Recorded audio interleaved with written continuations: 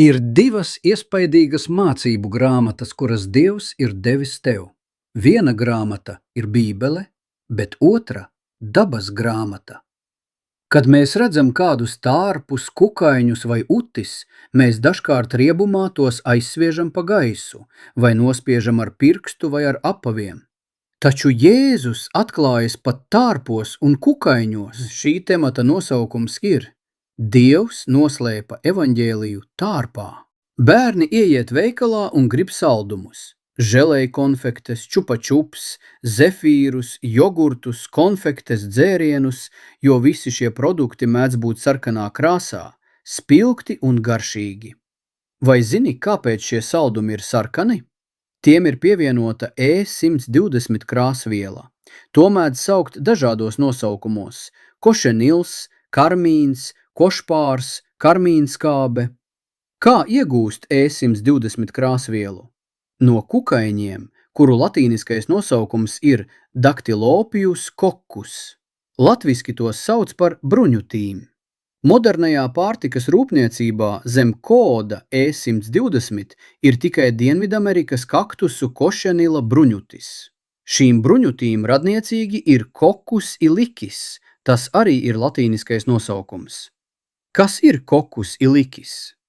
Coccus ilicis, kas mūsdienās oficiāli dēvēta par Kermes ilicis vai Kermes vermilio, ir Kermesa bruņutis. Tā ir bruņutis, kas ir Arābijas Kermesa radiniece. Šīs bruņutis dzīvo Vidusjūras reģionā uz Kermesa ozoliem, Quercus coccifera.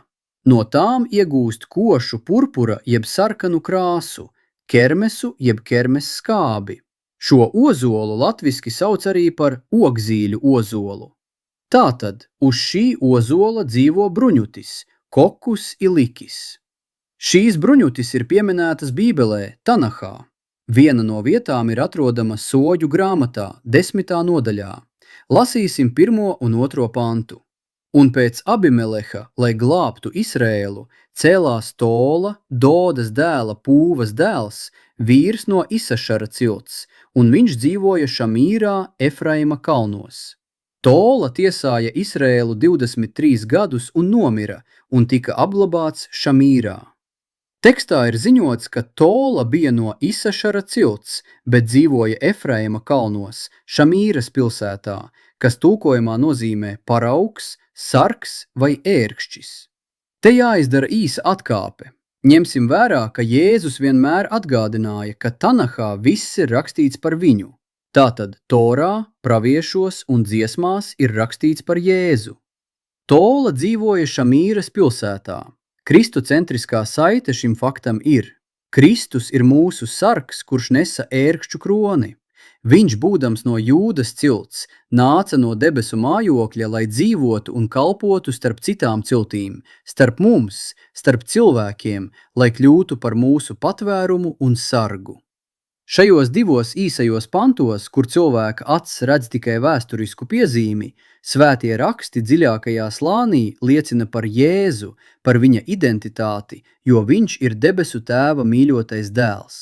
Raksti liecina par viņa upuri, jo viņš ir saspiestais tārps, kurš izlej grēka izraisītā posta sarkanās asinis, un viņš atnes mieru.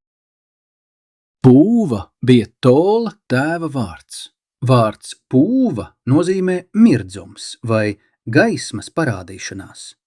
Tas mums atgādina, Kristus ir tēva krāšņuma un mirdzuma atspulks, kurš nāca pasaulē kā gaisma. Kristus ir Dieva godības atspulks un būtības attēls. Jēzus skaidri paziņoja pats par sevi: Es esmu pasaules gaisma. Tola vectēva vārds bija Doda. Vectēva vārds nozīmē viņa mīļotais. Jēzus ir tēva mīļotais dēls, pie kura tam kungam ir labs prāts. Saliekot kopā šo radu rakstu aprakstu, skan vēstījums. Glābējs Tola nāk no mīļotā Doda un nes pūva gaismu un mirdzumu, topot par tārpu, kas tiek saspiests mūsu dēļ. Tagad vēlreiz pievērsīsim uzmanību vārdam Tola. Karmīna tārps ivritā skan šādi: tola at šani. Vēlreiz atkārtošu. Karmīna tārps ivritā ir tola at šani. Ko īsti tad nozīmē vārds tola? Šis vārds Tanahā ir lietots gandrīz 50 reizes, tādēļ noskaidrot šī vārda nozīmi nav grūti. Padomāsim par sarkano krāsu. Šis kukainis, kas vizuāli atgādina tārpu vai kāpuru, vēsturiski tika izmantots, lai iegūtu koši sarkanu, karmīna vai purpura krāsu audumiem. Lai audumus varētu nokrāsot, šie tārpi tika savākti un saspiesti. Bībelē šī krāsa bieži tiek pieminēta saistībā ar dārgiem audumiem un svētnīcas apdari. Kāds ir tola dzīves cikls? Kad mātīte ir gatava laist pasaulē nākamos pēcnācējus, viņa cieši piestiprinās pie ozolkoka stumbra vai zara. Viņa rada cietu aizsargu čaulu, zem kuras izdēj olas. Šajā procesā viņas ķermenis izdala sarkanu šķidrumu, kas nokrāso koku un pašu kukaini. Kad mazuļi izšķiļas, tie barojas ar mātes ķermeni. Māte mirst, lai dotu dzīvību saviem bērniem. Tola mirst, lai viņa pēcnācēji varētu dzīvot.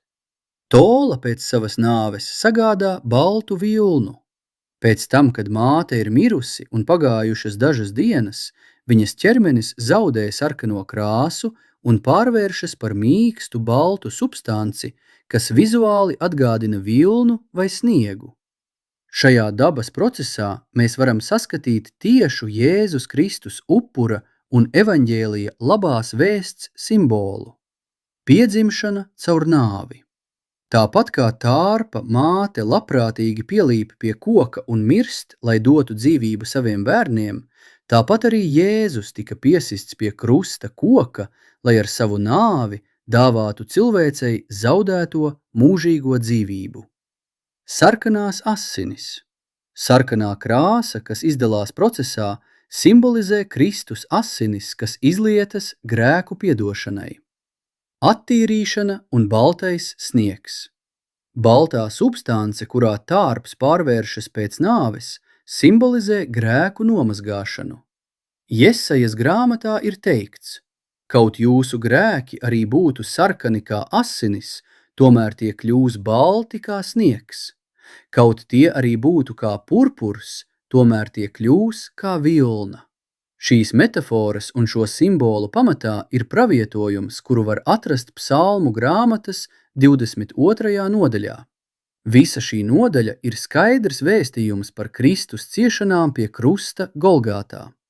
Dāvids pravietoja par Jēzus ciešanām un nāvi vēl 10 gadsimtus pirms šiem notikumiem.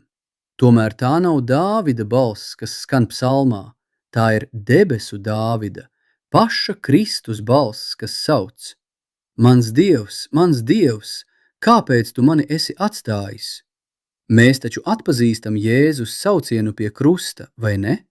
Un skaties, ko Jēzus tālāk saka: es esmu tārps.